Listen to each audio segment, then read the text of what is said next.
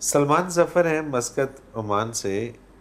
अच्छा, इनका सवाल है कि मुक़द्दस मकामात पर अक्सर कबूतर देखने को मिलते हैं, क्या इसकी कोई ख़ास तौजीह या बैकग्राउंड है? बच्चे वहाँ उन्हें तंग कोई नहीं करता तो जमा हो जाते हैं। परिंदों को क्या है, जंगली जानवर हैं, जहाँ उन्हें हिफाजत मिलती है। ये जो कबूतर जंगली भी है और ये रिहायशी भी है। ठीक है।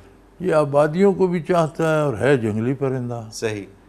तो जहाँ जिस आबादी में उसे कोई छेड़े नहीं, डिस्टर्ब न करे, वहाँ ठिकाना कर लेगा। बिल्कुल ठीक। यहाँ भी जाता है, बच्चे बड़े हर कोई इसके पीछे लग जाते हैं, तो वो हमेशा आबादियों के इर्द गिर्द उड़ता रहता है। सही। जंगलों में भी रहता है, तो आप देखें जहाँ कोई आबादी, कोई डेरे, कोई होंगे इंसानी रहायश, वहीं इसके जंगल में भी डेरा होगा। सही, बिल्कुल ऐसे ही होता तो है। इसका मिजाज ऐसा है कि ये आबादी के करीब रहते हैं, तो मुक़द्दस मकामात पर लोग इन्हें तंग नहीं करते, उल्टा दाना दुनकर डालते हैं, तो वो जमा हो गए रहते हैं। जमा हो जाता है। ठीक है।